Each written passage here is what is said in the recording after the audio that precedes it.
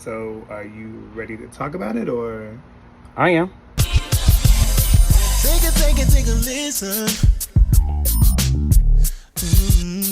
Need to say what we so different. In your ear or on your screen. The only place you need to be. It's the reason Monty. Guaranteed to give you everything you need.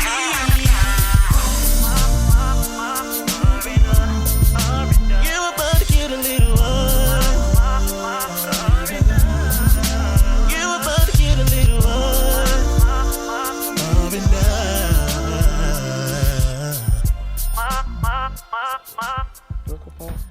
So, Where the we boys were. know. The boys know. Reese started to tell the group. You were starting to tell the people. You started. So, chemo. You started chemo.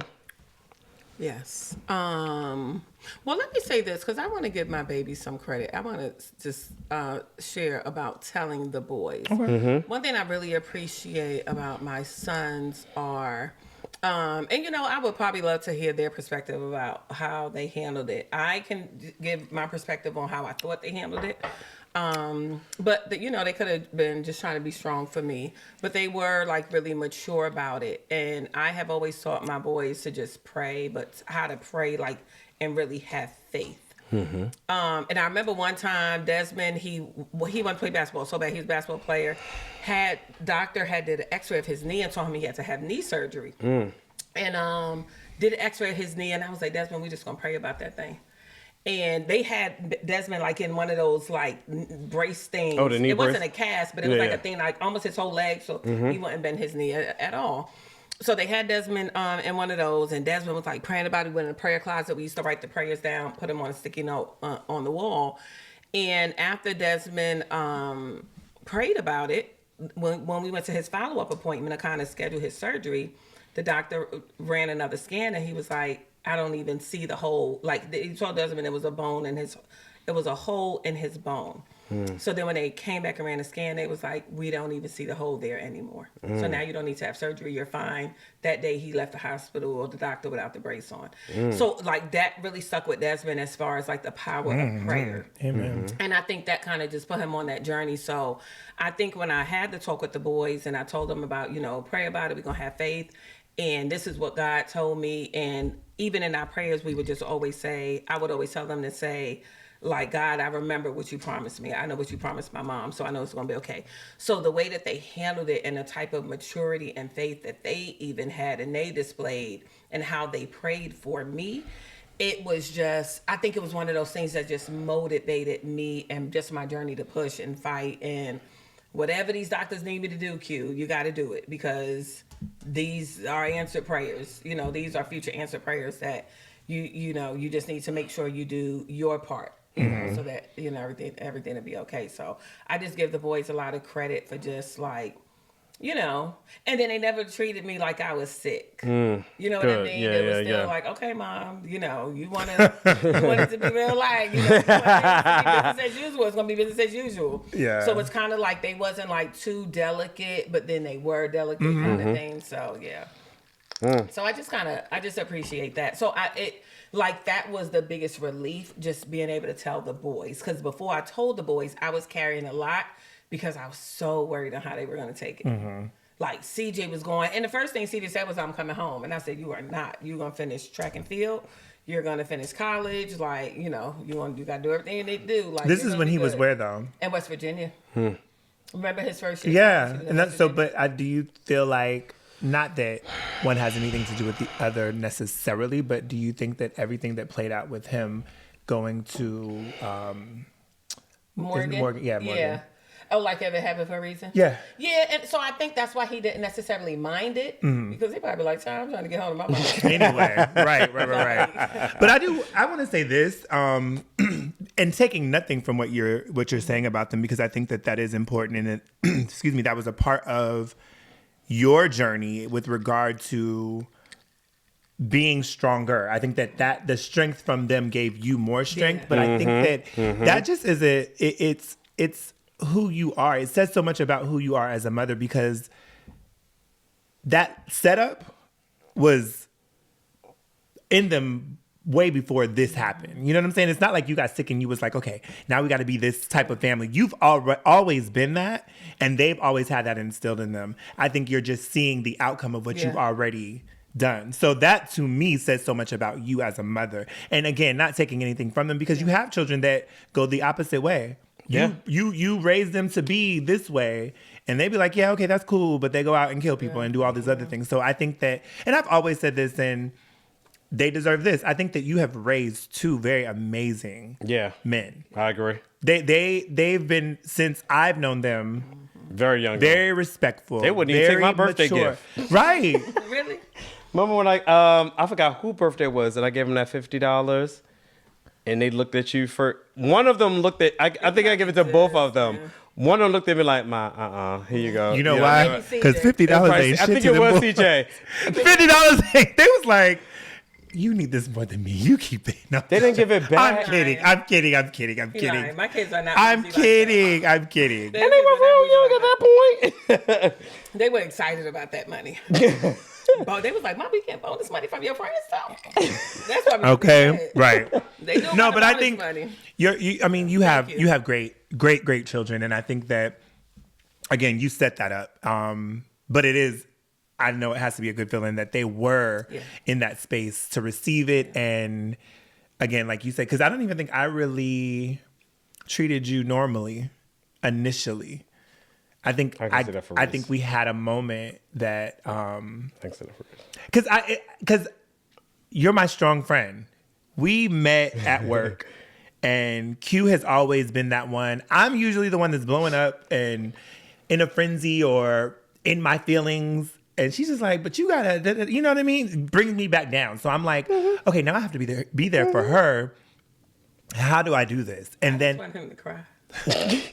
I didn't need much. I just a little tear, a little tear here and there, a little Candace fold or something. I said, look, I feel my tears coming on. Let me get somebody else to call. I'm gonna call you right back, Reese. Okay? And you know what? I'm like, all right, girl, call me later. Call me Let later. me call somebody else. Give me a minute. What is I feel a tear right at the ledge of crazy? my eye.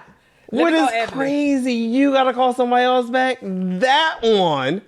So, you know what, and we joke about it, but I know Reese is, and we shared a moment recently. We did. I don't know if I can share. But I know Reese, he definitely has feelings and emotions. Mm-hmm. I just know Reese is just not the friend that, like, you know, he's just not emotional. You know what I mean? But I do know I'm like, emotional he in my cares own way. and- I think that you well, see not me in that kind of way. Not in a weepy I think kind of we way. see him differently. Yeah. because you think I'm a crier, Yes. like boohoo. I think you'll be the first to cry. Yes. Well, I'm not much maybe of a crier. Not in, yeah. But if not with y'all, definitely not with them. I have had some. Can't cry with No. that. I'll cry I first. And the funny thing is, I'll cry first before Reese. I think that I'm not a crier. Like I am a angry crier or a laughing crier. Yeah. No, I'll cry first. Yeah. I'm sensitive, but I don't let those go And too if far. I would say, like, if you probably had a drink and you get emotional, then I think you would probably cry. Yeah. But not, just like in conversation about, no. And speaking like from a like to the boys and being boy moms, me and Reese, man, that's probably why we like gravitate towards you. Like for him to be like, oh, I'm coming home, like that would have been me. Yeah. And For like, sure. I remember my mom got into an accident at work, and my stepfather called me. I'm like, okay, I'm on the road, like I'm coming up, and I cried in the car to go back home because I wanted to stay at the hospital with my mom. You know what I mean? So there's like, you want to stay? I was like, no. I said, I can't. I know I can't stay. I'm gonna just be sitting in the waiting room. So there's nothing I can do. So I might as well go home. Bible said that I had to go back home. But when it comes to like the other side of, well, this is what you want. You want to be treated normal. So when she got home, okay, ma'am, what we doing? What you gotta do? Like the emotion part is over. Ain't nothing hooked up to you that's beeping no more. I know you're fine. So like, what the doctor say? So like, right. So we going to an appointment. Right. We doing this. We don't. Well, this too much, ma'am. I ain't got time for all that. Like, what you want to do? Like, you know what I mean? Like, let's work towards this recovery. You fine. We know you fine. Put your little ointment on. Put your bandage on. Let's go. Like, And she'll tell you like, yeah, no, that was him. But it's just like, because the emotion part is over. We done got over that. Like now we need to work towards recovery. Like what we crying about? We ain't got nothing to cry about no more. You good? Like let's move on. So chemo, because chemo was a thing. Chemo was the thing for everybody. I think anybody here chemo, I can't imagine. Between chemo and dialysis, I'd be like, I don't know. Chemo hit me. Chemo. So when they tell you about chemo, so I had to have 2 different types of chemo. So chemo is not just a one-stop shop. When you go to do chemo, and this might make me a little emotional because these are probably the worst times of it. we here to make jokes, so go ahead. Okay. I remember when they first told me that I had to do chemo, and I don't know if it was that day when I met with all those doctors, but they had me come in and I had to get this port put in, which I still have in. It's called the chemo port that they kind of put under your skin so that in case they can't reach your veins, you have to be able to get this medication. So it kind of goes, it's here in your chest and it kind of goes in. They made that appointment that day. Because that wasn't the same. We didn't do all that the same day. No. That was like a surgery. Oh, okay. But I was just saying like, well, anyhow, so yeah, so they have an appointment for you to do that. So after they, put the chemo port and all that, then they kind of take you around so that you can see where you do chemo. And I remember the day when I walked in to the chemo room, I was like, it sucked the life out of me. Because you saw all the other people in there. In there, everybody just looks so sad. Everybody looks so sick. Everybody looks so drained. And at this point, I'm just still regular Q. You know what I mean? I still feel fine. I still, and it's just like, I was like, I just cannot imagine coming in here and everybody, and it's quiet, it's cold. Like they give you a blanket and a pillow because they want you to be comfortable. And it's really kind of like when you see cancer people or cancer patients on TV, it kind of reminded me of that, of what I see on TV. Because, you see every extreme. Now, that room is called the infusion room. So some people are in there getting iron infusions. Some people are getting chemo infusions. Some people, and I didn't realize that. I just thought everybody in there was getting chemo. Because I'm looking, I'm like, oh, that person still got her hair, so maybe my hair ain't gonna fall out. And that person still got this. So I'm like looking at everybody, and that person don't look that bad, and that person look kind of strong. And so not realizing, like, not everybody in here is doing chemo. So I knew I didn't like that room. Like that room. So I start chemo. When they tell me I'm starting chemo, they told me that they was like, you probably won't feel symptoms for like the first 3 days. So after the first couple of days, you'll be fine. So Carell actually took me to my first chemo appointment. So the day I do my chemo, everything is good. I'm doing chemo, and I'm like, okay. The only thing I didn't like, because this chemo port, they stick like this kind of pretty big needle inside of you to get to the thing. So it's like this little metal thing, and I think it's like a magnet that kind of, you got to get the connects right mark. So like that's just puncturing your skin every time, and it's not like a regular syringe needle, like it looks bigger than that. So, they do all that, but when I get done, they give you a lot of medication to prepare your body for the chemo. So they give you steroids and all these other things. So I do the chemo, and, I'm sitting there, and I'm just like, I cried. I cried from the moment I walked in the room till I left. Like the whole process. Your first session. Every chemo session, I cried. But my first one, it was that day I cried. So when I leave there, I tell Crown, I'm like, well, I think I feel pretty okay. I was like, I think I'm good. Because I was like, but they told me 3 days. So I was like, you know what?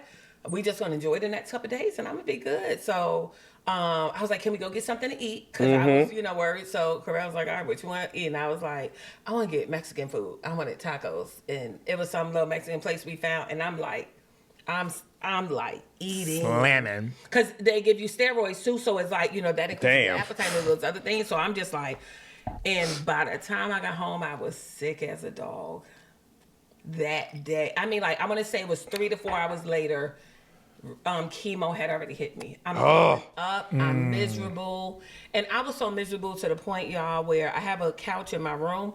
I'm going from the couch to the bed, and I'm like, and I'm just rocking myself, and I'm crying, and I'm like, when I tell you all the things, and it never stopped. That was the start of it. So my brother was still here, staying with me at the time. Excuse me, my brother was still here with me, so My brother called my sisters and was like, "She gonna need help." Mm-hmm. And then I think I can't remember, some kind of way somebody called Nikendra, somebody called Marquita, because like everybody was like kind of showing up before my sisters got here, because it was just Carell and my brother Lassan. So I think those two was trying to do, but you know, it was just like it was at the point where everybody's like, we just don't know what to do for her, because it's not like it was a type of misery that's like I can't even describe. I can but imagine. I can tell you I would never want to do it again, because it was like. And when I'm not feeling well, I just don't make good decisions. I can't think for myself. It's like what I need to do. So I'm just like, you know, I got to throw up and I got to sit down and and I'm hot and I'm cold and I'm this and I'm that. And I'm like, baby. When I tell you, I was just rocking and rolling and crying. And it like literally everybody was like looking at me like, we just don't know what to do. What to do. Yeah. So I don't know where this fits into the story, but my experience with that was very much that. Like, I don't remember. It was a Friday night.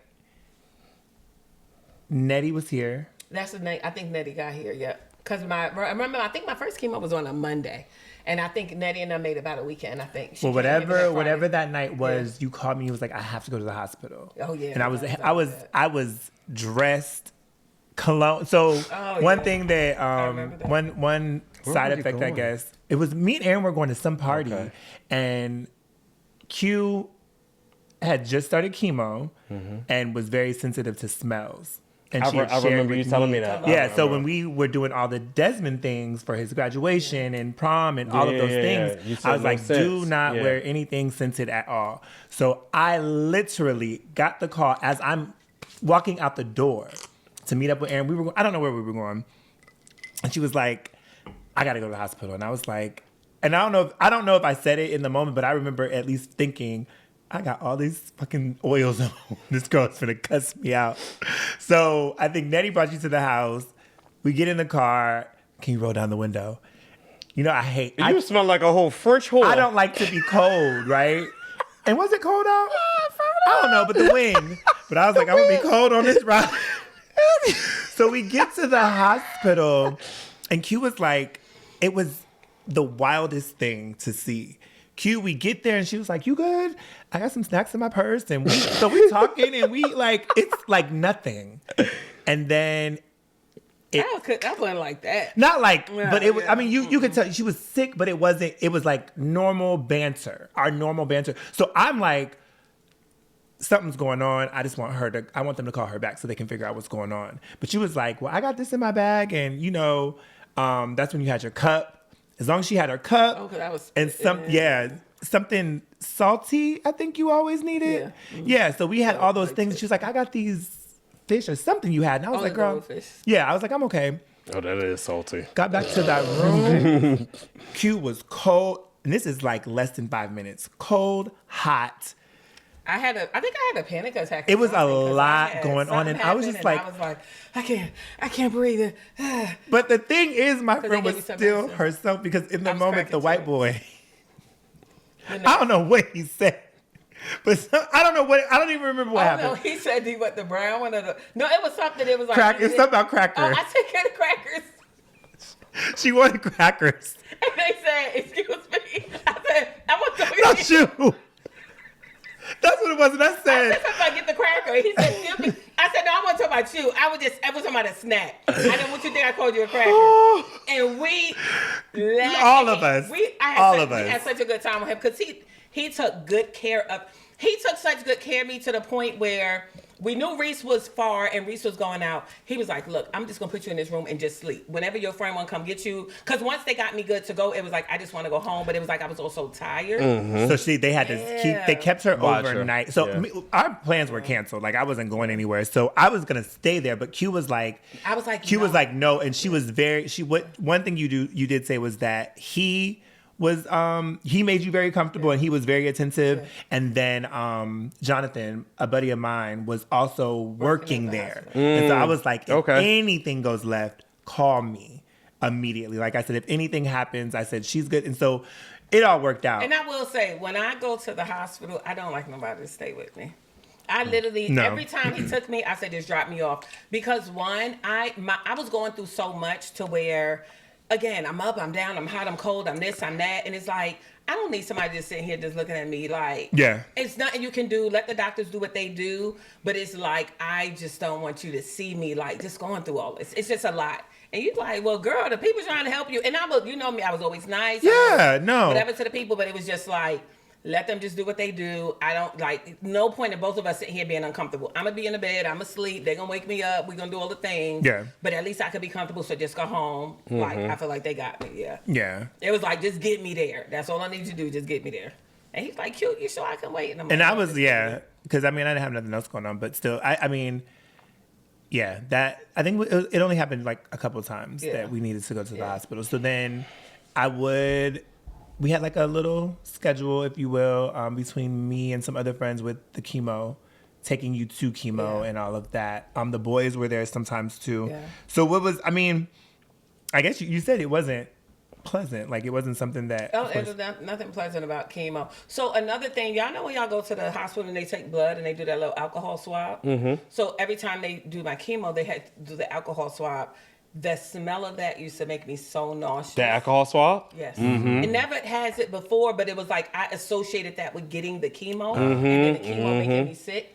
And my doctor and plus it was so close to your nose. Like before, like our veins are down here, like when they want to draw blood, so we don't really smell it. But if it's hand sanitizer, if I smell hand sanitizer, it just instantly made me nauseous. So it's like I used to walk into the hospital and just as soon as I start smelling certain things that remind me of the hospital, I'm sick. Like instantly. Oh, your smell sense was on 10. It was bad. When I tell y'all, I mean, you couldn't cook nothing in here. I had a couple friends that came to the house and was like, girl, I can't. One of my friends, and I love her to death, came over, and I think the scent was like either in her hair or something. Jeez. And she said, I looked over her and was like, why are you still here? Like, I need you to leave. But it was just like, I was so miserable. And the scent, again, it's something I can't even describe, but it really drives you crazy. Because it, like, especially if you're already nauseous, it just adds to that. Yeah. I remember Reese, I think it was, who was the last to go off to college?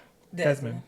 It was his, and Reese was just like, I think it was his prom or it was one of them. It was Reese like she's sensitive to smell, so don't do. It was the one that I wasn't here. Like don't. I literally. I was just everyone. like, okay, plain lotion. Here we go. No cologne. Don't do nothing. Like, y'all, is you going? You going? Don't wear no scent. Not wear. I said, okay, got it.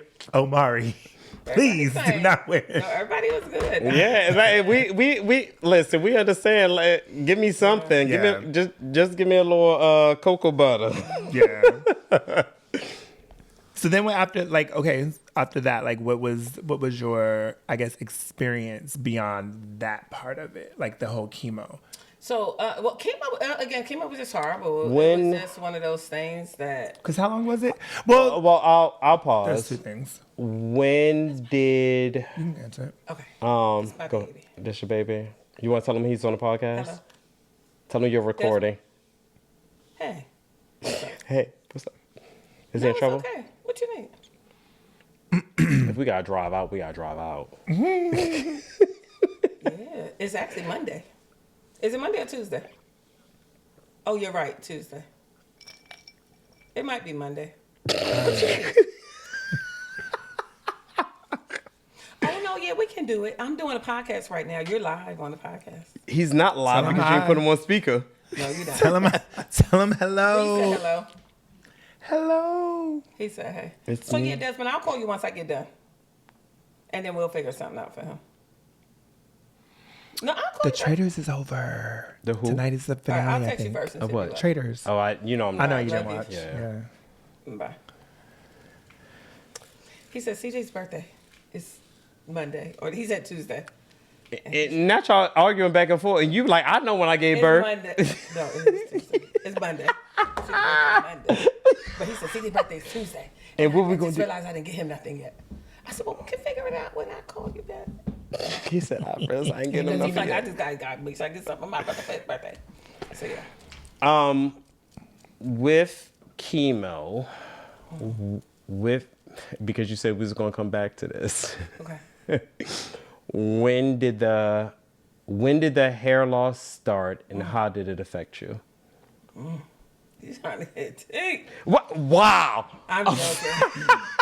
So with chemo, And then you can tell everybody what I said. so with chemo, oh yeah, because you said it all. So with chemo, I knew I was gonna lose my hair.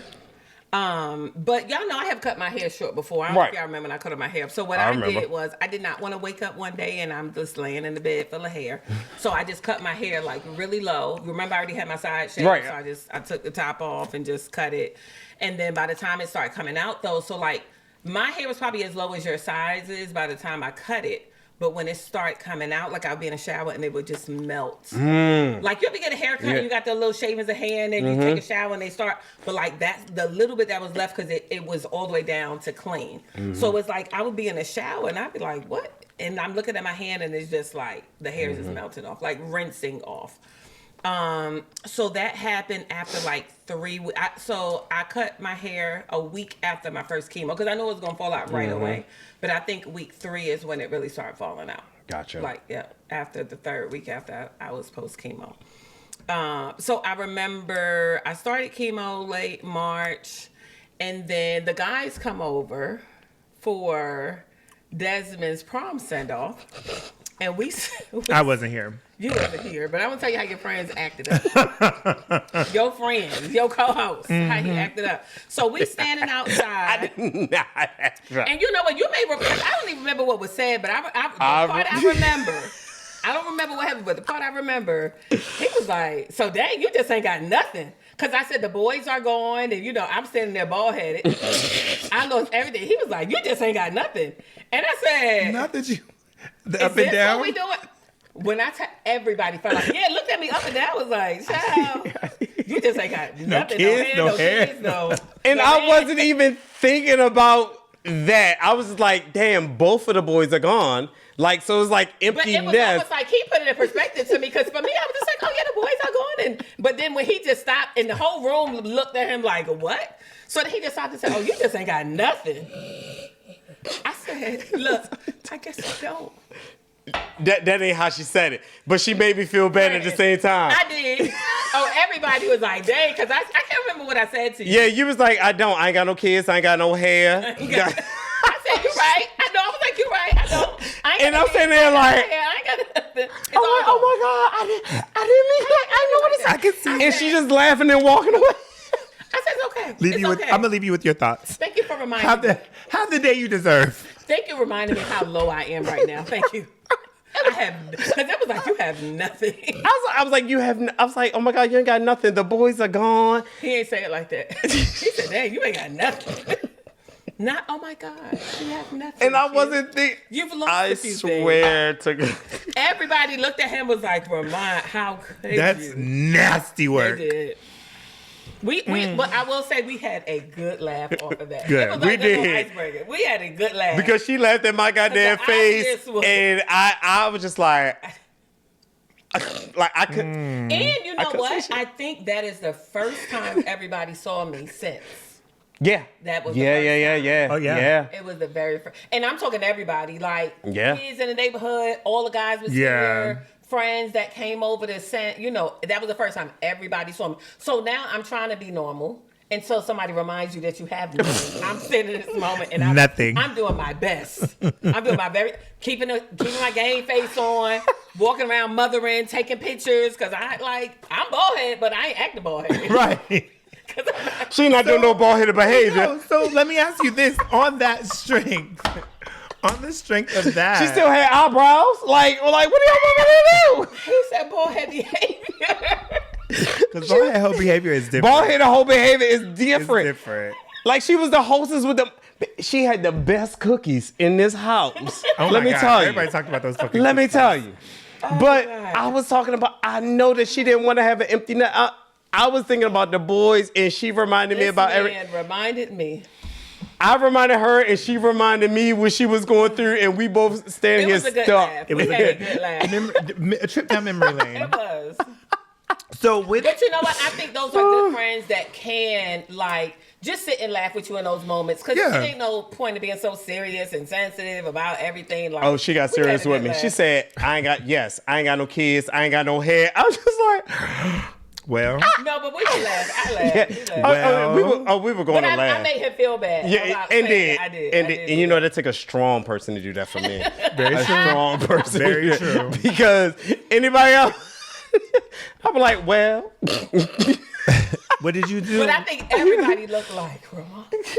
Why would you say that? Why would you say that? You ain't got nothing. Because I think once I broke down what he really said, everybody was like, damn. You're right, because she was like, I ain't got nothing. I ain't got no kids. I ain't got no hair. I was like, Let me go inside.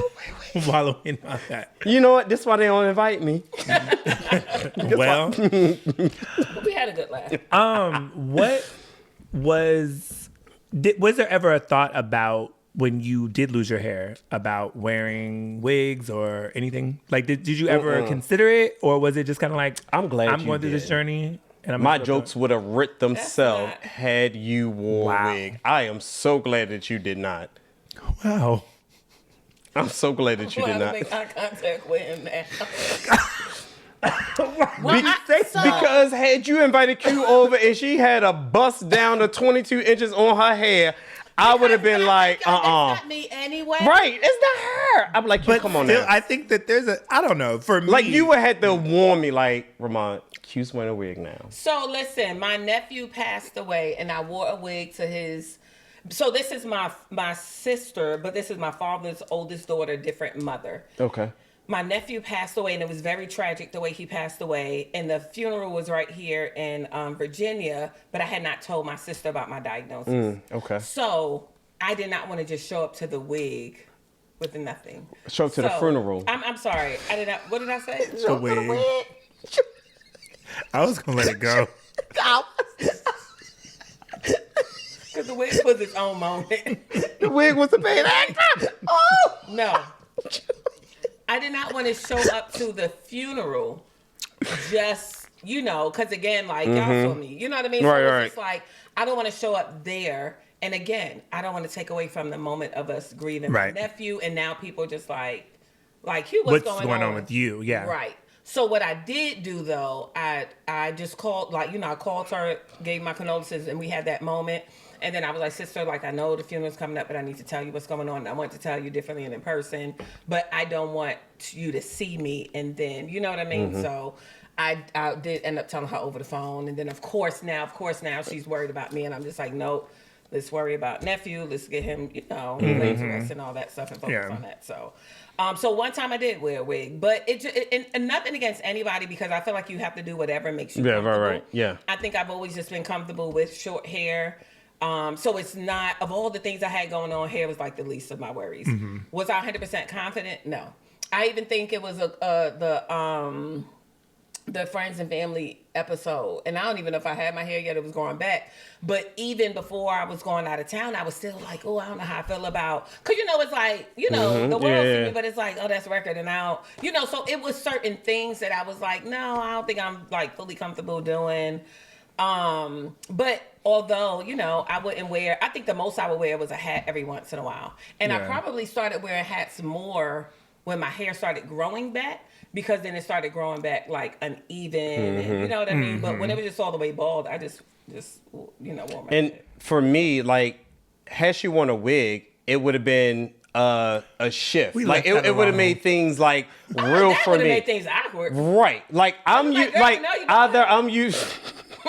You see what I mean? See what I mean? What? I thought we were done with the wig. No, like, but for me, like, I've seen Q natural, short hair, shave size, this and third. So for me, I'm used to, every time I see her is a new hairstyle. So And it her could have been not that. doing it gave me like, I could still treat her normal, like, okay, this is a new hairstyle for Q. She's doing something different. So I could just like be normal with her. Like, if she had a wig, I'd be like, I'm sorry, But I can't do this. So me not having hair is one of the things that hit people the most because they know how I am about my hair. And a lot of people do know that I'm a hairstylist. So, you know. I didn't. So I think because they to... always saw me with different hair, they like, every time we see your hair look nice. So to see you without it and we know how much, like that's a signature thing for you.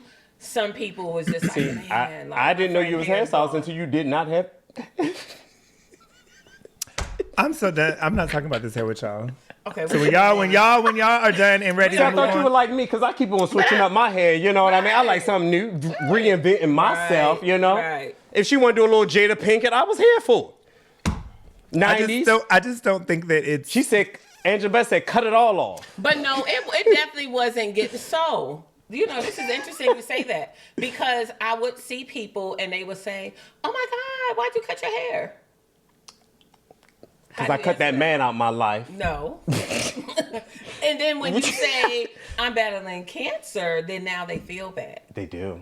So it's like, and it's kind of like sometimes I didn't even want to say that. And then I would be like, no, I'm dealing with some health stuff. Or, oh my God, what's wrong? And it's like, oh, I've been diagnosed. And then they just feel really bad. So it's kind of like. Me, I was like, oh my God, this is cute. Because every time I saw you, it was something different. So I was just like, to me, it felt more normal to me. I could treat her more normal. We could have normal conversations and banter versus her trying to cover up and mask. And I do feel like that day when everybody came over, everybody was just cool. Nobody was like, oh. Cause you know how like, people hear you're sick, but then when they see you sick, then it's like, oh. You know what I mean? And some people had that reaction when they saw me for the first time. But I feel like that day for Desmond's prom send-off when everybody came to the house, I forgot I ain't had no hair until he reminded me. Yeah. The way she was moving like she ain't had none. Because she could just I was. shoot, boom, boom, boom. And I was, you know, when you got no hair to hold you back down, you know, she was just going through the crowd, going through the people, taking pictures here, there. Y'all need anything? And I paid for it. You know what? He don't want to talk about hair because he hurt. ain't never had no hair, you know? So we'll stop the hair conversations. No, I'm good. Because I've never had hair. I'm a tough cookie. It didn't really affect. I did not like losing my hair, but it also didn't like affect me like negatively. It's not something that had me down or depressed or. Yeah. I was just curious because I think that it's just a part of the journey, right? Like I'm not. I know you and I know how. I think you even said before that wasn't even a thought. I was just asking the question just because we're having the whole conversation. So then after chemo. Surgery. Yes. So then after chemo, and again, I was on 2 different chemo meds. So that second chemo med, it affected like my bones and I had a lot of nerve damage. Ooh. So like my feet were numb, my toes were numb. Mm-hmm. The second time you had to take me to the hospital is because I was in such excruciating pain. And that's the time I think they came in the hospital for like 3 days because they couldn't even manage my pain. Wow. So they realized the dose of chemo they gave me was too strong. So then they had to lower the dose, give it to me more frequently, which extended my chemo journey. Yeah. And I was just ready to be done. But it was like my body just could not take it. Like my body just couldn't take it. It had me in so much pain. So after I get off of chemo, when I'm done with chemo, I had to wait like a month because now it's like they want your body to get a little bit stronger so now you can be prepared for surgery. Again, you're on a lot of medication, a lot of stuff going through your body. So they're just trying to kind of let you kind of detox a little, get your strength back up, and then start preparing you for surgery. So the surgery was, I just did a lumpectomy. The size of my tumor was small enough to where they could still remove it and it wouldn't be like a huge difference in what my breast looked like. But then I also had a tumor on one of my lymph nodes, which was pretty small. So the reason they started with chemo, because chemo attacks the cancer all over your body. Oh, so okay. the thought is give chemo first, and then hopefully the chemo will kill all the cancer, and then you don't have to have surgery and you ain't got to do nothing else. Right. That's hope number 1. Or hope number 2 is we treat your entire body with, and then chemo will, and then if it broke off and tried to go somewhere else and grow a tumor, another cancer cell, then chemo will at least shrink what you have, so whatever we have to remove is now smaller. Okay. Which is what happened in my case. It shrunk it, but it didn't kill it all the way. And then, so that's why they typically, depending on your situation, in my case, that's why it made more sense to do the chemo first. So they started with chemo. So then by the time it's time for me to do the surgery, my tumors did shrink, but they still had to remove. So one of the two options I had was we'll just go in and remove the tumor. We want to go in and remove all your lymph nodes because we know one of your lymph nodes had cancer. So if one of your lymph nodes had cancer, your lymph nodes are kind of all connected, so that means others probably have it as well. Right. But another option, I didn't want them to do that because with that is something called lymphedema, where once they remove the lymph nodes, there's no way for your arm to drain fluid. So, like, remember like what Wendy Williams had like in her legs where it was retaining like that fluid and stuff? That would happen to my arm. Oh. So I told my surgeon, I was like, I don't want to do that. What I'd rather you do is remove the tumor. Now, while you're in there removing the tumor, if you want to biopsy the tissue of my other lymph nodes and test some of those lymph nodes and see if they have cancer, then I'll just do another surgery. Because she told me if we find something when we're in there, we have to do another surgery. And I said, I'd rather do the surgery because something we know versus doing it and you don't know, but you're doing it just to make sure. Yeah. Like, if I got to have another surgery, I'll do another surgery. Right. So, prayed about that. And then, she did the surgery. And after the surgery, you had to take me to the hospital again because I was in a lot of pain. And she told me because they were only doing the lumpectomy that recovery would be quick, probably a couple weeks, you'll be back on your feet. And no, I was in some really bad pain. I had nerve damage. Yikes. It was bad. It was bad. It was Like really looking bad. back, it was. I think those daily conversations, it was never a good moment. I feel like because I think during chemo, I think that there would be moments where you had good days, some days, I remember I had that period, and 1 week I was better. Because you would say that too. Yeah, we would take advantage of, or okay, somebody would be like, okay, Q would be doing something with someone because she was having a good couple days during the chemo, but that surgery, it was. So then they get pathology reports back, and then they come back and tell me,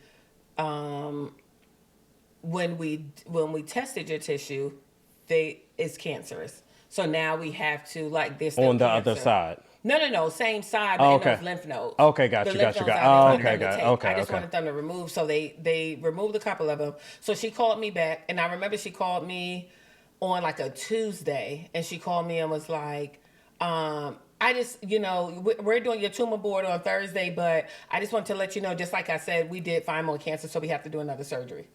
And I was Fire. Next doctor. I did. And I was like, I don't care what this lady says. You ain't touching me again.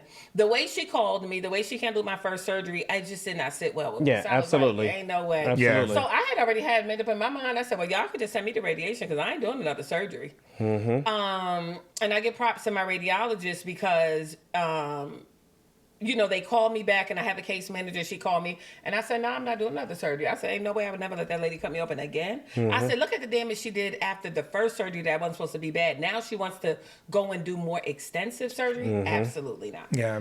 So now I'm like, y'all might as well get me scheduled with radiology. So they scheduled me with radiology because everybody has to do like their post, whatever. Right. I mean, appointments before they do the surgery. I mean, before they do the procedure. So I'm going in, so I meet with my radiologist, and he's talking through everything we have to do. And he said, "Well, since you're not getting the lymph nodes removed, radiology is going to be a lot more extensive. It's going to be a lot longer. It's going to be this because I have to kill what may be in those lymph nodes, sir. If you got burned my arm off, you got to get it." And then after he got done going through all his spiel, he was like, "Can I just ask why you don't want to do the surgery?" And then I told him why. And he was like, I told him what happened with the doctor. And he was like, that is unacceptable. And he was like, you have more power than you realize. He said, this is your body. This is you. He said, if you don't want that surgery, you don't have to have that surgeon. So he said, if I can put in a referral for you to see another surgeon, because he said, I'm telling you, you really need to do the surgery. And he said, I would like for you to do the surgery. But he said, if I put in a referral for you to see another surgeon, that surgeon does not have to do your surgery again. Yeah. I'll put you with somebody else, which he did. And now I was able to talk to a couple different surgeons, found one that was phenomenal.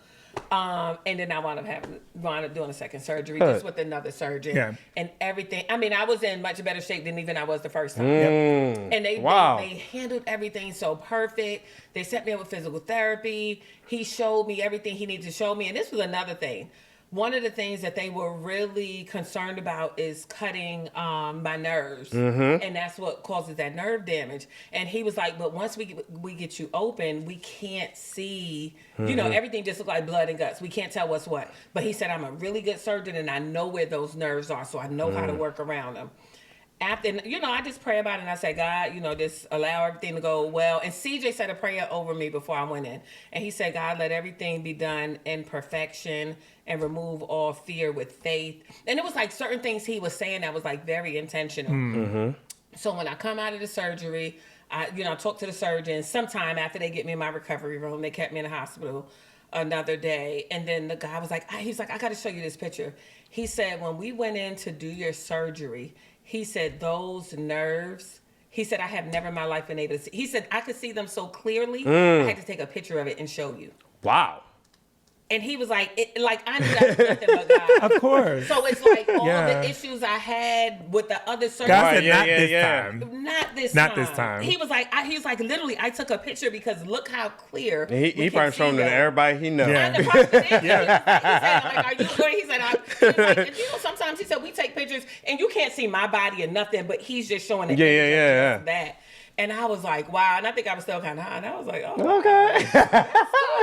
Look at them But colors. Just the, Yay. but just the fact that the way he explained it to me before about what they can't see, and then he was like, I had to take a picture and show you that it was very visible. Very visible. So he was like, Nothing but we were God. he said we did really good. We did a good cleanup job and made sure we got all the extra tissue. And, so they were just phenomenal.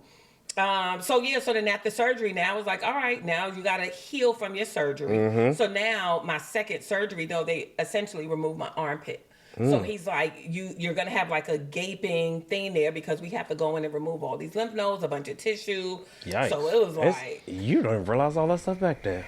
no. The only thing we were about is putting a little deodorant. Right. So Lord. so they remove all that stuff.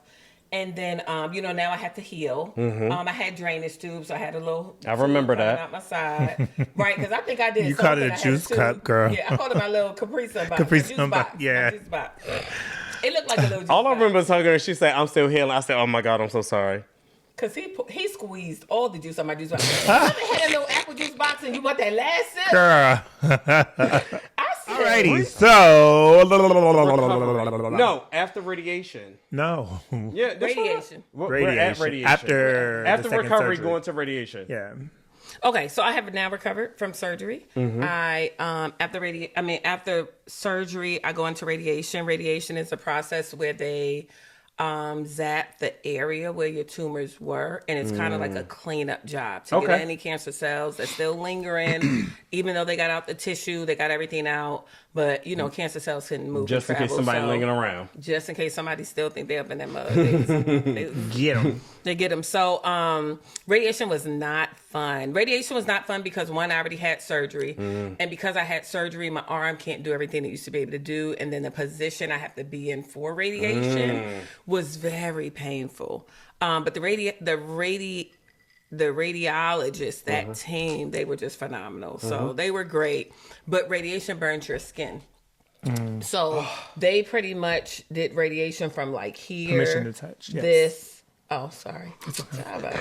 Here. Hit him, Q. Here. And then back here. So like I'm burnt back here. We're going to get you some cocoa butter. It's going to be okay. Yeah. Everything's burnt. Everything. We're going to get you some cocoa butter. All of it. So, excuse me.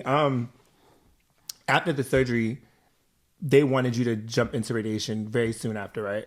Yes, but they do want you to heal from the surgery because radiation could slow down healing. So because I had I was cut, Gotcha. they needed all of that to heal. And then I also had the drainage tube. So the drainage had to slow down to a certain amount before they took the tube out, and then they couldn't do surgery until so much time after they took the tube out. Okay. So, Okay. So it was still like a little bit of process, and everything they want to do sooner than later because cancer cells, things can move and travel, and what have Very you. fast. So they do want to do things quick, but they also need your body to heal in those different stages before they start the next Gotcha. process. Yeah. So radiation, how long did that last? Ooh, about 7 to 8 weeks. But radiation was, so you were able to do like transport yourself So radiation was every day. I had to go to Walter Reed every day. Yeah. Radiation was every day. Wow. Yeah, and I did. So radiation just exhausts you because it's killing cells. Mm-hmm. So like radiation, it can't tell if it's a cancer cell or just a cell. So they're just killing all the cells. Yeah, and because yeah. your body's reproducing cells, Yeah, you're yeah. exhausted. Yeah. So radiation I was like fatigued a lot. So I would literally come home from radiation and I need to go to sleep. And then now I got like an hour and a half ride, almost, How long was the radiation appointment? It probably about an hour. Yeah, because you go in the area, you got to go. You put on the hospital robe. They do put like this. It's called mepitol tape that they put over like the area that they're going to do radiation on, and it's supposed to kind of like somewhat protect your skin from getting burned.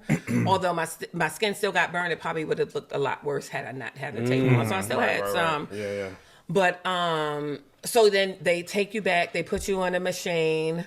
And then they're kind of like, you got to hold in this position so that they can get the specific area. So wherever your surgery is, wherever your tumor is, all that depends on, that it could look different.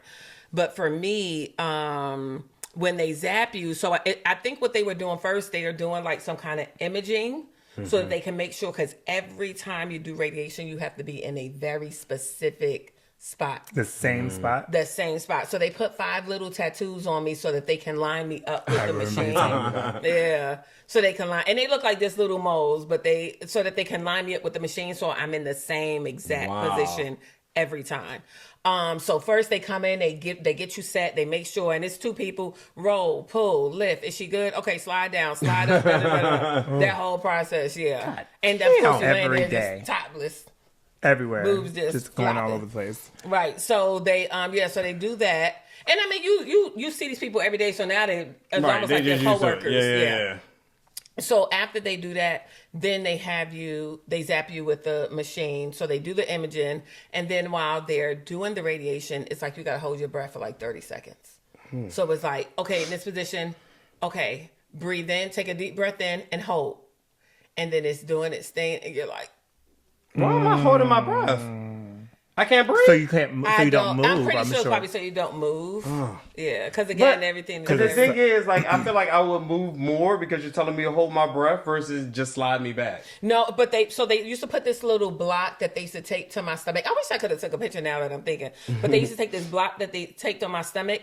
And they have a camera on me, so once they tell me to inhale, wherever that block landed, that's how they know if I inhaled enough or not. And they needed that block to sit at a certain point when they hit everything that. had to be lined up. Yeah, radiation sounds very intense. Just with the process, it's just oof. I would be nervous that I'd be moving. Yeah, so based on what I had, where they did my surgery, it was 4 different spots that they had to radiate. So it was like hold, and then they, everything is moving and adjusting and imaging, and then hold, and so like 4 separate times. So, it was a lot, but again, it wasn't as bad as the chemo. Definitely wasn't as bad as chemo. That's good. Okay. Yeah. Okay. We'll take a win when we can get one. We will take a win. And then once I got done with radiation, there is a lot of post-care. There's medications you have to be on. And again, it depends on the person and their treatment and what they have. But for me, it's a lot of medication. They want you to be on a medication from 5 to 10 years. And it's kind of like really thrusting you into menopause because they want to stop your body from producing you're not estrogen. there yet. Yeah, you're not there yet. Well, chemo threw me into menopause. So you have personal summers? Yeah. A lot. Yeah, it was bad. And then they kind of start tailoring off, but now they're going to put me back on this medication that's going to put me back in that. Wow. For about 5 to 10 my years. mama what she was using. Yeah. I know she had a lot of personal fans. Yeah. At a certain time. Oh yeah, Reese bought me a couple fans, fan with a mister on it. Yeah. Yeah. So you have a fan with a miss. Yeah. Yeah, Reese got me a fan with a miss. And that was at the height of it because, again, it thrust me into it. So it wasn't like a gradual thing where I just started having it. It was like one night I would literally wake up, my sheets are drenched, and I didn't even realize what was happening because I wasn't feeling hot then. I was just having these really bad night sweats, and then it started happening with the hot flashes, and it was nonstop from there. pause and say here, shout out to the women.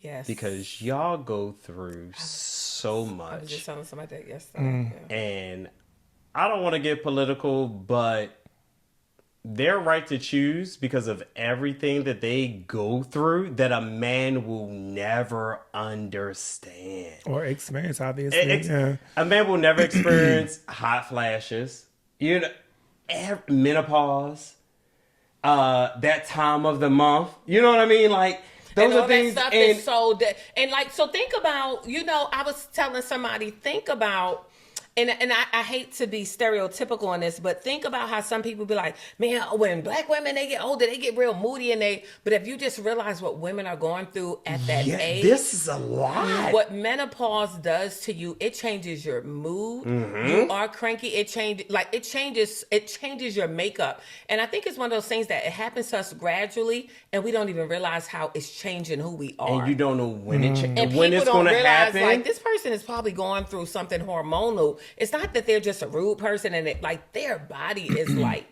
And honestly, if you're nice to them, they'll tell you. Yeah. If you're nice and like, are you okay? Are you good? Do you need something? Like, they'll tell you like, oh no, baby, I'm going through X, Y, and Z. But like that time of the month itself, like, men do not bleed every month. They don't go through that hormonal changes. They don't have to experience cramps and everything like that.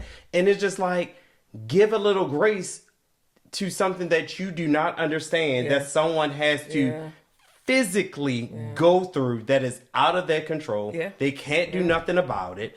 They just have to go through it. And it's just something they have to deal with. Yes, are there things out there that can ease the pain in a sense? But at the end of the day, it's not going to stop it. It's not going to stop it from happening. And it's not going to happen at the same time all the time.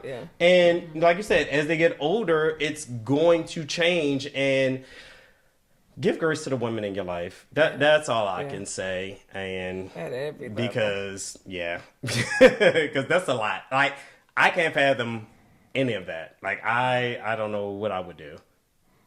Like, even without that, like, just everything else. Even when you look at that journey, you just like, I would tell you certain parts of the journey, I would be like, chemo wasn't enough. Y'all don't think y'all put me through enough with chemo? Oh, now that the surgery, surgery wasn't enough. Y'all don't think y'all put me through enough? Now you want me to do this? Now that I'm done with everything, now you want me to take a medication for 5 to 10 years? Women go through so much that is going to further that just people torture. do not realize. Yeah. I mean, when you think about giving birth to a child, like, women go through so much. So it's just like, give grace to the women. Like, they go through so much. First of all, they brought you into the damn world. Like, if it wasn't for a woman, if it wasn't for a woman, you would not be here. Don't let you have a black mother. I brought you in this world. I will take you out. There's that. For the people in the back, listen up.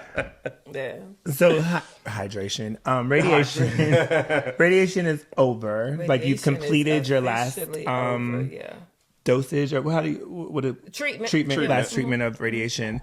So now it's just medication for however long. At least 5 years. Okay, and however long I can take it. If I feel like I just can't. So you do have an option to just say I'm good. Yeah. So, and I mean, I think with all of it, every stage of it, you have an option to just say, I just don't want to do this. It That's just kind of, it increases your survival chances, and it decreases the chances of it returning. So is there a moment that it's like, okay, is there a moment that they do a look and say, okay, this is no longer in your system at all? So that's a good question. So technically right now they cannot tell me I'm cancer free. I went through all of that and I can still have cancer, technically. Because the God I serve, I know I'm cancer free. So I have already claimed that I'm cancer free, but just medically, when you get done with breast cancer, although they remove the tumor and they remove all that stuff, like, they have to keep doing, like, testing tissue to see, like, now they did radiation. They can't guarantee me 100% that radiation killed every cancer cell. But the only way to know that it didn't is to go in and test different get tissue samples and then test those. Right. And then, so it's kind of like, technically they look at what she said was they don't consider you cancer free until it's been 5 years of me like being on that medication and nothing resurfaces. Then that's when I'm technically considered cancer free. Yeah. Okay. And again, Understood. that's medically, Right. right? You know, Right. But the God we serve. So what does what did or how does the support, what is that for? What has that been for you? What does that look like?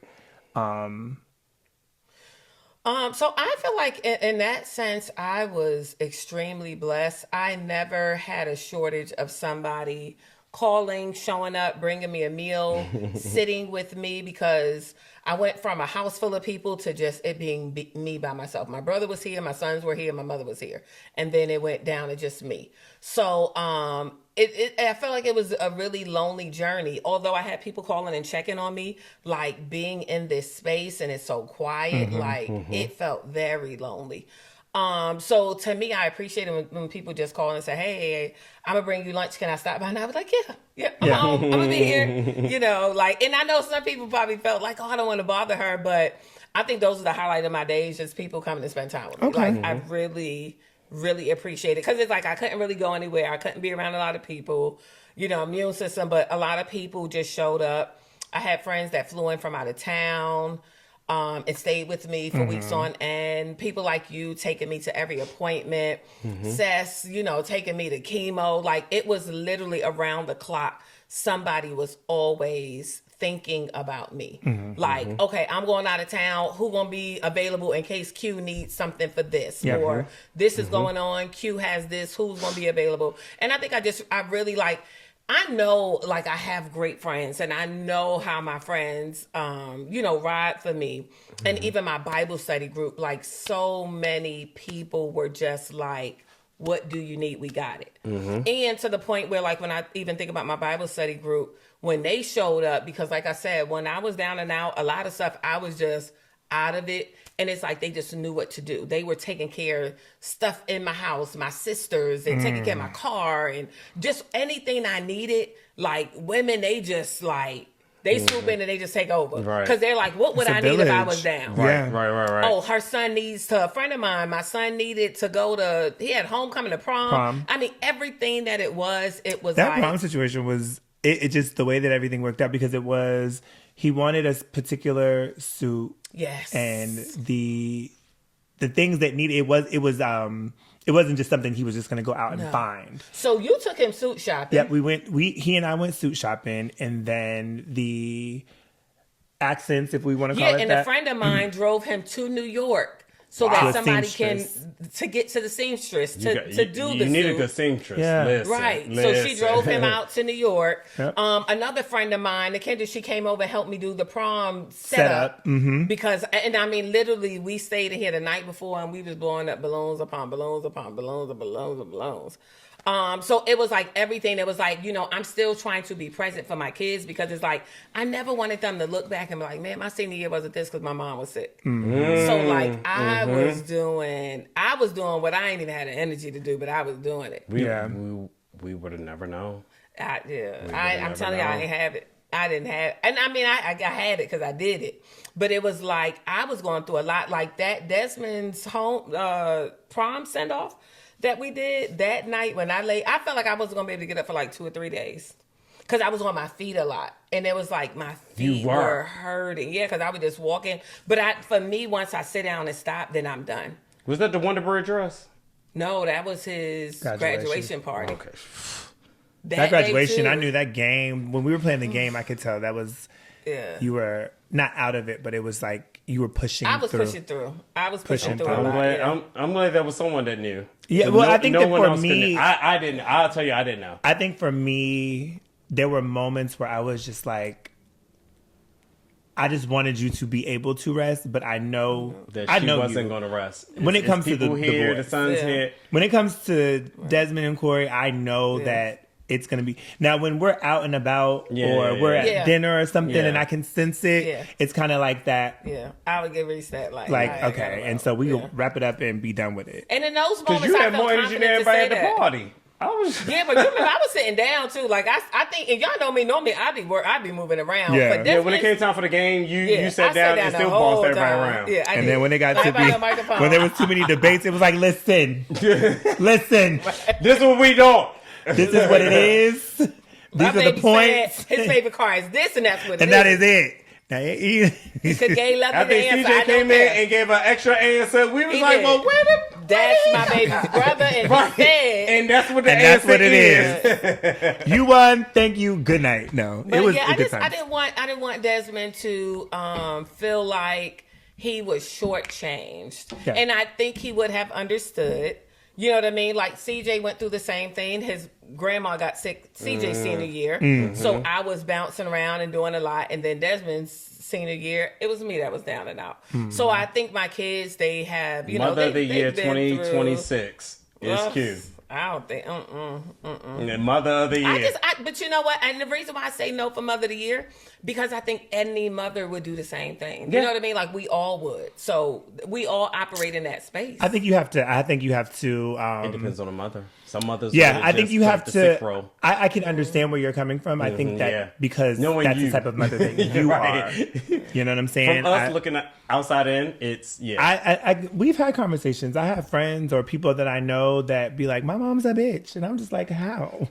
I could never." Did they really call their mom that? People have said that, like, and I not would not never. to them that I Right, know. no, of, but I would I've even never if I'm even- mad at my Yeah, mom, I would there's never no say that way. to you. So that's what I'm saying. I think that you have to, and I guess it's hard because We would have to give it to you. Like we know you just wouldn't Yeah. accept it and say, "Oh yes, I am Mother of the Year because I went through this, I did this."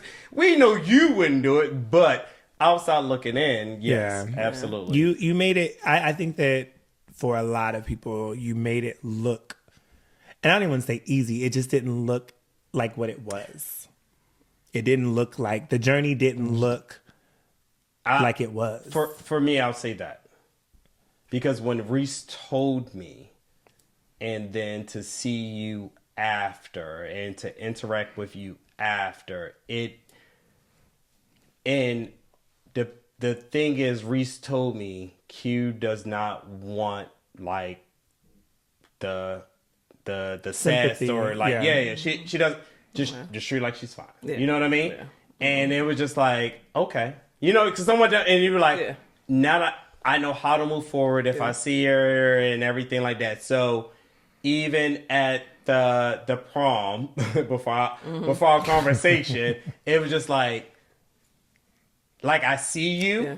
I can't no, like whatever however I see her and whatever I see, no, treat her like it's a regular day. Yeah. You know, it's a regular day, and so. Yeah, for me, that if Reese had not given me that pre-warning prior to, I probably would have been like, "Oh my God, sit down!" Like Yeah, what can y'all we? definitely would you have. know the guys would have been Yeah, like, "Oh my I God, sit know. down!" No, Yeah. she not Q, doing we nothing. got it. Like, give me the mic. I'm gonna do Desmond's right, announcement. You sit down. right. Yeah. And I think that's what helped us. Yeah.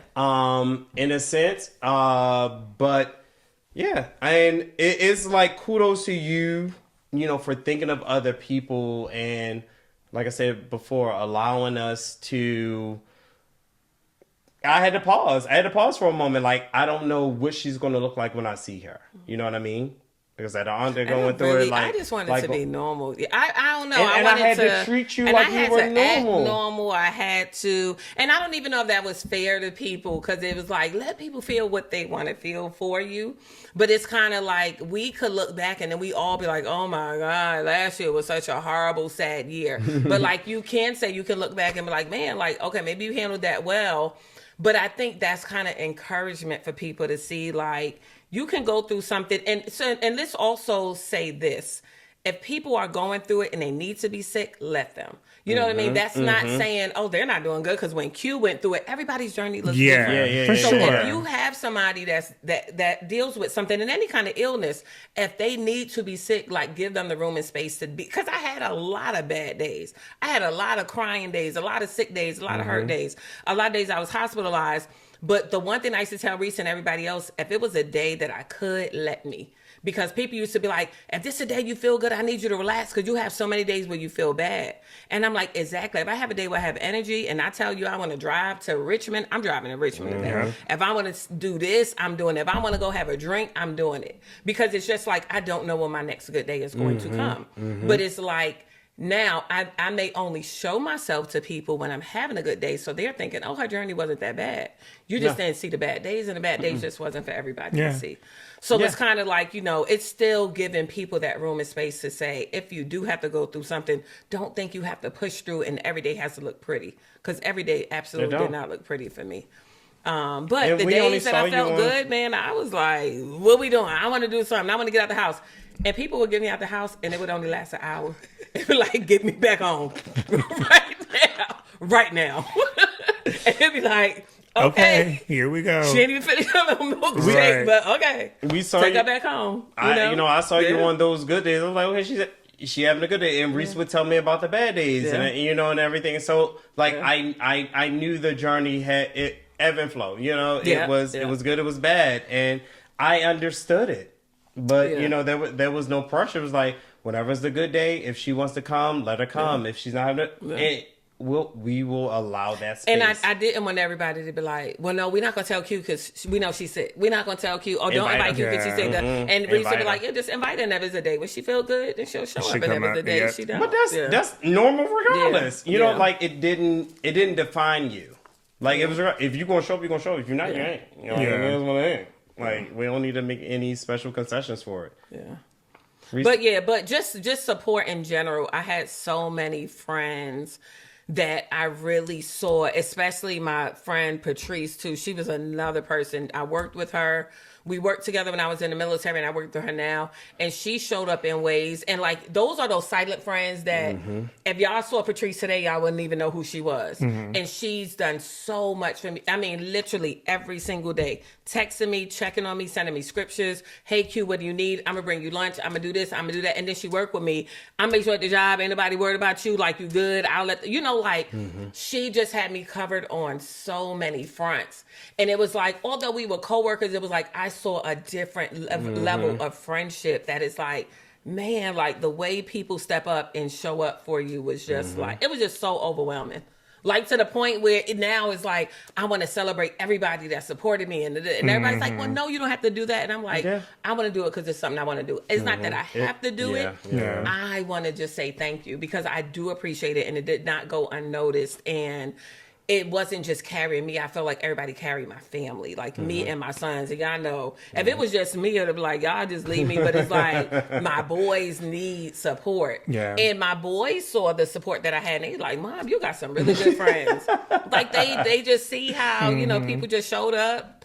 This took care of me. And I know they appreciated it because I feel like things may have not looked like they always did, but I just feel like everything just kept moving. You know what I mean? Everything kept going. So, what is your biggest takeaway? Not that you're, well, I feel like kind of the end of the road, right? Like I feel like the potential in the future is there, I guess, but we've claimed that is it. So like, what is your looking back? What's that moment of like, or what do you feel here looking at the whole journey? I think I do feel like that term end of the road, like I feel like it's not the end. Okay. Because it's like so much more life to be lived and so much, so not much the more end to of do. well not the I'm saying like I feel like there's no end point. Like this is just another chapter and it's like you just keep going. You know what I mean? So it's like cuz then it you got to put an end to this and that and your mother, the kids. And then it's like, so I never really put an end. It's just like a continuation. So I think my biggest takeaway is like just the way you live and experience life. Because when you're down and you can't do the things that you want to do, you really sit back and be like, I just miss the days where I felt healthy enough to do this. So it's like soaking up those moments when you can and not taking anything for granted, like tomorrow's going to be promised. So like spending time with people is more meaningful to me. The way I can do things is just more meaningful to me. Like even take care of myself, take a walk, do something physical, because like all those things are starting to like go downhill. You know what I mean? Like chemo, radiation, surgery, it all left a everlasting impression on my body. So things are visibly, things that I thought I wouldn't even experience until I was probably in my 60s or 70s, I'm feeling now that I'm in my 40s. Gotcha. So it's like, imagine just one day, it's certain things that you used to be able to do all the time, and now you just can't do. So it makes me cherish all those things so much more. But like today, I was like, it's so sad. Like, it's just sad how life, like things can just change and we are never ready because we just never expect it's going to happen to us. Yeah. Yeah. You know what I mean? And if you're talking about somebody with like a tremendous amount of faith, but it's still like, I don't know if anything could have prepared me, because it's like, I don't know that I could have ever been prepared. And it was a lot of days, y'all, I sat and was like, I can't believe I was diagnosed with cancer. And I'm like, it's like me? Like, how is that? Right. You know, because it's like you hear other people and you hear other, and it's just like me, like, you know, and you find yourself just sitting with all these kind of crazy thoughts about like how. And I'll ask this question. Being that you spoke about faith and praying the entire time throughout us speaking, was there ever a point in which you questioned either your faith or God? Yes. In what you were going through? Yeah. Because I think you will always have a why me moment. And it's just real. And, you know, the way I talk to God about anything, like, I'm sure God was waiting for me to ask that question. You know what I mean? So I didn't ask it and feel like, oh, you have no right to ask God that. And it's just like, but one of the things I used to pray is like, God, just whatever you need to use me for in this moment, use me. If you need to use me to show people the power of faith, if you need to use me to show people the power of prayer, if you need to use me to just show people like what strength looks like, if you need to use me to show people, even strong people, like whatever that message is, God, just like reveal that to me so that I know what the bigger assignment is. Like, what am I supposed to get out of this? What am I supposed to be able to teach people? How are you using me in this moment? But initially I did, and I felt like it was just like, because then you start thinking, well, did I do something wrong? Is this punishment for something? Like, did I miss something? Like, let me check my ties. Did I fall short? Like, did I not pray over a meal? Like, where did I go wrong? Why me? And then like, it is that realization. And even talking to like one of my mentors, is like, you know, God don't necessarily punish us through something, but God promised us that we are going to go through things. It's our faith that we have to rely on, and rely on God to get us through them. But we are going to always go through things. But you just can't get through it without, you know, you got to have that walk. You got to know Jesus. You got to be able to talk to God. And it's like, all right, God, what we got to do? And just God promising me I'm going to make it, that was enough for me. Right. Like, I was like, okay, the rest is easy. Now, if you telling me, God, this is it, now things look a little different. I'm around here, but it's like, if I know I'm going to make it, now I just know everything comes with the territory. So I got to take it all. You know what I mean? I know I just got to deal with it all. And I will end it on this question. I'll give pause in case we need to edit it out. And it's your discretion if you need to, if you want to answer, if you not want to answer. Nah, he said he gonna end it. I will. At what point was your lowest, where you felt as if, I don't want to do this no more? If you had one. I did. Actually, I had that a couple times. I had it before I even started treatment. After, and I wouldn't say it was my lowest, but before I started treatment and I heard all the things that I was going to have to go through, I was like, I don't want to do this. I was like, I feel like I've been a good servant. I feel like if this is it for me, my kids are good. They know what to do. Like, you know, I was like, I just felt like, man, God, I just feel like maybe I can just do this and I don't have to go through any of this treatment. But I think as then when I talked to my boys, I was just like, I can't do that to them. You know what I mean? Because then it's like, I'm not even trying. You know what I mean? It's like, I'm not putting up a fight. It's easy for anybody to lay down and just say, I surrender. But it's just there's no fight in that. And they know me better than that. And that's just not what I do. But after, like, throughout chemo, every time I went to chemo, it's like, I don't want to do this no more. I didn't want to keep doing it. And then the doctor came back and was like, oh, you got to do like 8 more weeks of chemo. And I remember that day I walked in the hospital and I was like, what do you mean? Because at first she told me we're going to reduce your dose because it's just too tough on you. But then it's like, now we need you to do it more. You got to do it more. So it's tough on me, but you want me to do it more. And I thought, like, I think I remember I was like a couple of weeks out from celebrating almost being done with chemo. I got to do it more. So it's like, definitely chemo had me a couple times just saying, I cannot do this anymore. I ain't want to do it. And I definitely had people talking to me saying, Q, you got to keep going. Like, you got to keep going. You got to keep going. I don't even know if I ever told you about time that. We never had those discussions. Yeah. I think that's a tough note to end on. So I said it. No, but I'm saying I didn't think that's like. I think that my last question I'll give you would be like, we've had the conversation. We've talked about everything. Like, how do you want to end the episode? Like, what would you say to end this? Because it's been a heavy one, but it's been your story. So. I think the biggest thing I just want to say is like, thank you, especially thank you to you, because you were a safe place for me to have somebody to talk to and share. Every appointment I needed you to be there for, you were there for. Every time I needed you to take me to the hospital, you were there for. Like, every single thing I needed from you, like, you just showed up. And that was either for me, for family, for friends, like anything that I needed. I felt like you were there. And I'm sure there was probably a lot of things you were doing that I wasn't even aware that you were doing.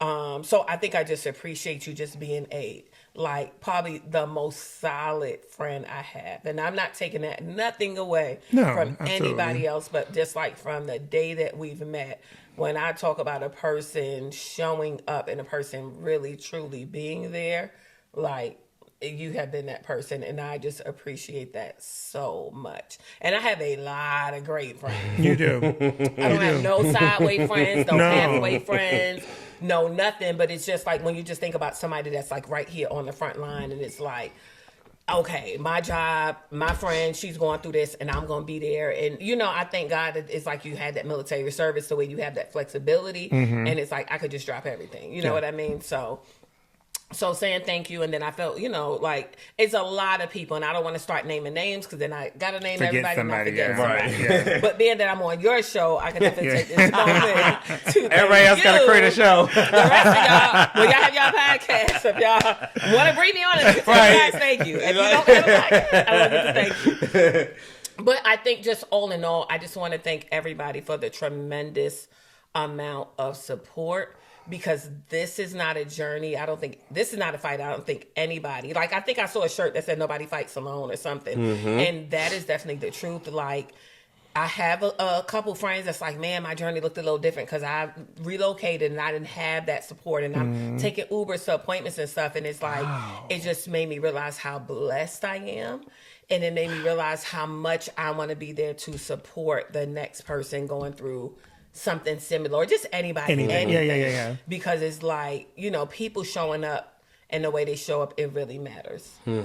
I think that I think it always comes back to the person that you are. It's easy to be there for you because I know without a shadow of a doubt, I have that same type of friend in you. I think that the moment you posted about, being done with radiation, that